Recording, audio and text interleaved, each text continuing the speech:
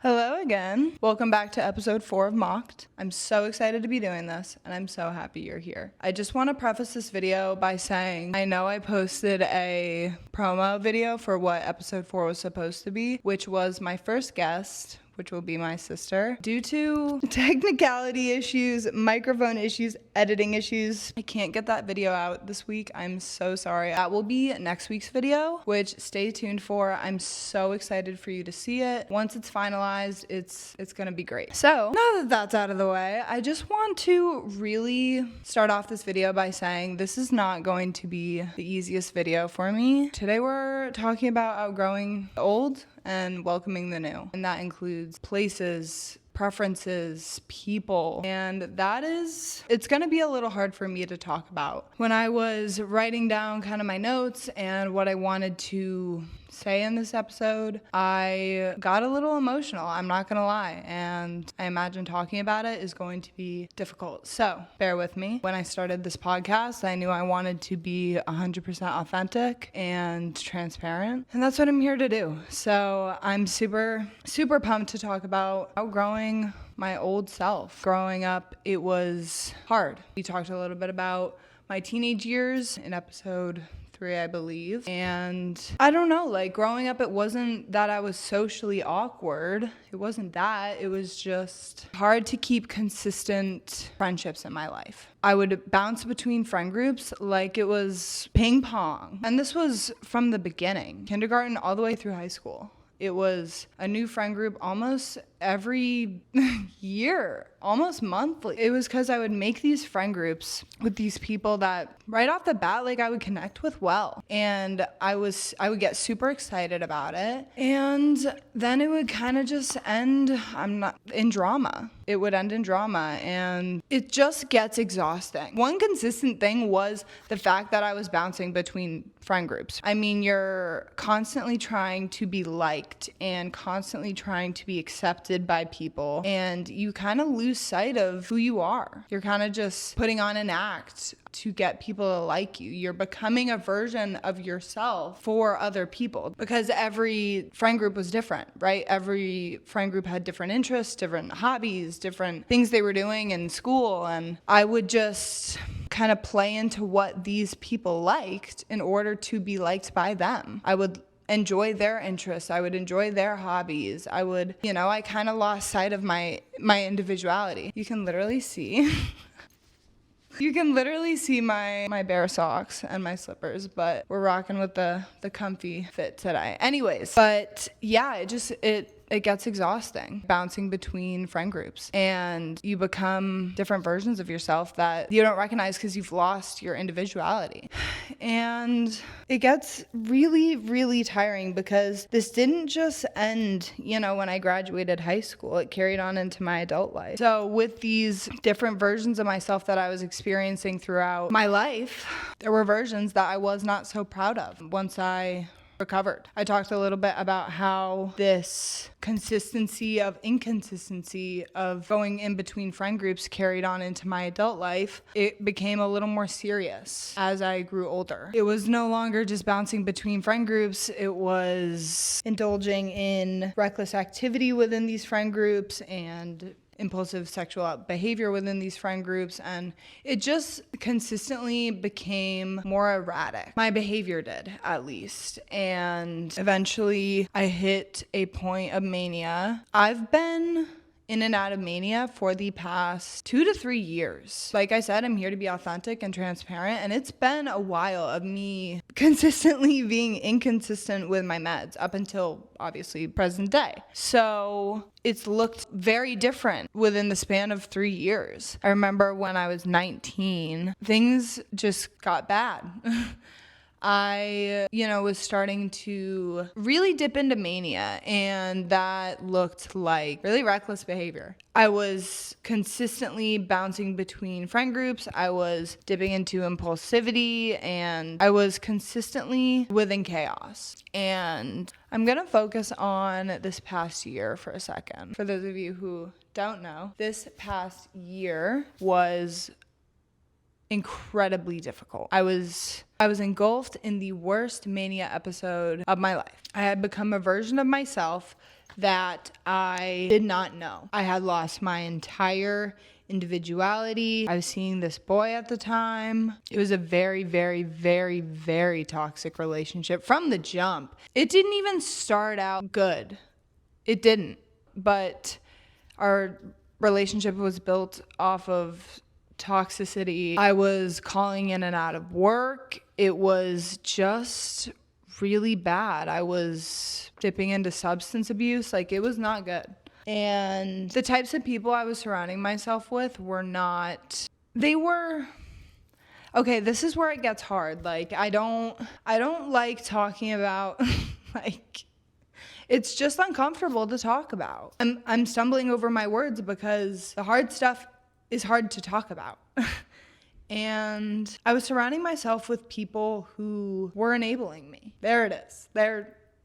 There's the Band-Aid. It's ripped off. All right, good. Let's talk about it. I was surrounding myself with individuals who did not know how to handle my coping mechanisms, which were substance abuse and alcohol use. They didn't know how to handle that. And whether they were so, they would encourage it. I mean, this past year I was friends with this one friend group, and my now ex-boyfriend was a part of that friend group. And we would go over to one of the girls in the friend group's apartments, and I would just get hammered every single time, to the point of slurring my words, being embarrassing. It was not good. And in the moment, I saw it as fun. I'm in my 20s. I'm gonna party. I'm gonna drink as much as I can, I guess.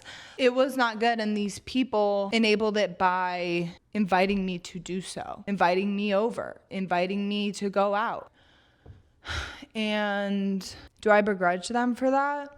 No, I don't see the point in that. I don't see the point in holding like negative energy for a group of people who didn't know how to handle my mania. It doesn't mean that they're bad people because they enabled me. It just means they didn't know how to handle what was given to them. So what I did was I continued to stay in mania. It's what I knew. I mean, over the past 2 to 3 years, that's all I knew. Mania and chaos and insanity. That's really all that comforted me. So I stayed within it. I continued to drink every single weekend solely for the purpose of getting excessively inebriated. I would make a fool of myself. It ruined relationships of mine. It ruined friendships of mine. And it eventually led to a point where that group that I had previously mentioned couldn't handle my bullshit anymore, to put it simply. And I moved on to the next friend group. You know, I would connect with them really well super early on, and then it would end in drama, just like we had talked about at the beginning. So yeah, I continued to do so. I would consistently make a fool of myself because I would be drunk. I would make dangerous decisions that could have ended really, really, really poorly. I made decisions that could have ended deadly. And thinking about that, just like, I could have died. So yeah, I continued down this horrible pattern of making awful decisions. And then I fell hard. Okay. I just want to really preface this. This is at the point of mania where I'm out of touch with reality. I cannot tell right from wrong. And this is not me trying to excuse this by any means, because my behaviors when I hit the lowest point of my life were unexcusable. I was fully unmedicated. I was deep into my coping mechanisms that I knew, and I hit the ground really hard. I didn't actually fall, but I hit my low point of holy shit, I need to change. And that's, I think, a story for a later episode, but I hit my low, and it was the rubble that was my life at the bottom of my feet. I had nobody. I wasn't talking to my parents much. I had no friends. And the only person that I knew to run to was my boyfriend at the time. I was living with him at the time. And I told him, I need help right now. I can't describe the feeling of, holy crap, I need to change and jump on this and change my life right now. I can't describe that feeling, but it was undescribable. And I told him I need to go right now. The next day I left for treatment. So I realized that I had nobody left. Of course I had people left that loved me, that were always going to be there, but I had nobody. I had no close friends, no best friend to go talk to about this. I was barely talking to my sister at the time. It was bad. This is at the point of the consistency of inconsistency where we reach a stopping point. We now reach a stopping point within the consistency of inconsistency because now I don't have any friends. The cycle of friend groups has now ended because I have nobody left. And I think that was such a wake-up call because it was such a foreign feeling to me. I was alone.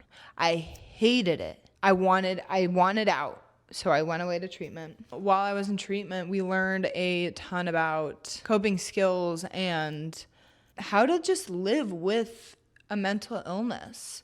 And I learned a ton about letting go, and this is still something I'm working on, but letting go of what you've done in the past without any, well, not without any, but without an extreme level of guilt or shame. This is where that like annoying but comes into play. Like, but I was manic, but I was mentally ill, but like I hate the excuses, but it does play a part in the story. I was at the lowest point of my life. My brain was not chemically doing the right thing. I was out of touch with reality. And there's no better way to describe mania than exciting and fun and exhilarating and infatuating. Why wouldn't you want to stay within that? It's an adrenaline rush. Trying to learn how to cope with the fact that I lit my life on fire and watched it burn to the ground. Learning to cope with that is really hard.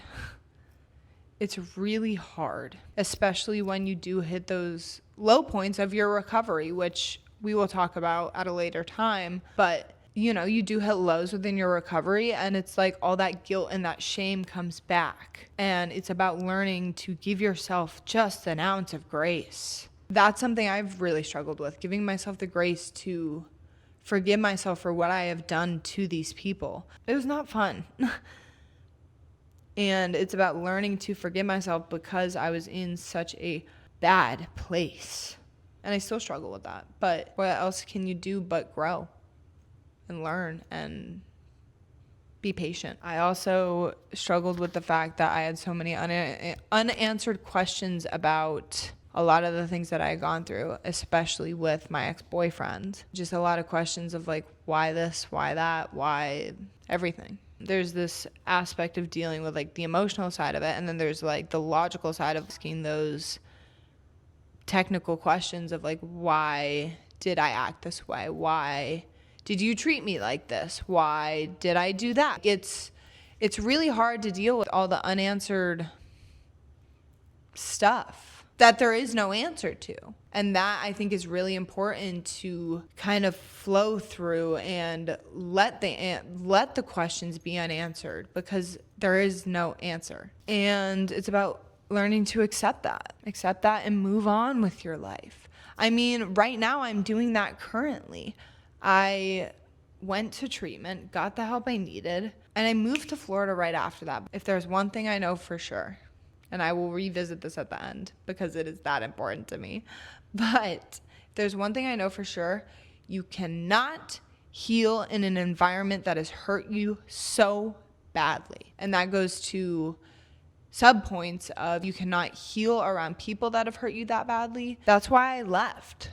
The environment was so heavy because I had been through so much with so many different people in that area. I couldn't heal in it. There was so much negative energy. It was almost suffocating. It felt like a weight on my shoulders. So I left and I moved on with my life.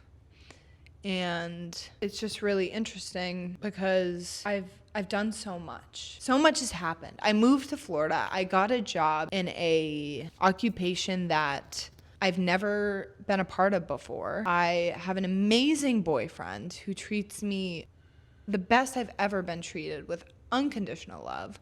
I talk to my family on the daily. I've moved on. I don't reminisce on really much of anything from the past year. I don't really think about it much. I don't think about the people. I don't talk about the people. It's my past. I'm trying to get away from that. So there are good moments that I will occasionally think about, but for the most part, I'm trying to get away from that. And what I do ask of those people who I know are listening from my past is that you allow me the grace and the peace to do so. I know you're listening. Please let me be. Let me be. And that kind of leads me to where I'm at today. I have an awesome friend group. I hope to consistently keep around. And I want to revisit my point of you can't heal in an environment that has hurt you that badly. If you are thinking about leaving an environment, a place, your hometown that you have trauma with, do it. Get the hell out of there. If you are thinking about taking that risk and leaving and starting a whole new chapter of your life, do it. It is the best thing I ever did for myself, and I wouldn't want it any other way. I couldn't be happier. So yeah, that's what I got for you guys today. Thank you for listening. I'm so happy you're here. I'm so happy to be doing this. And I will see you for episode 5. Bye.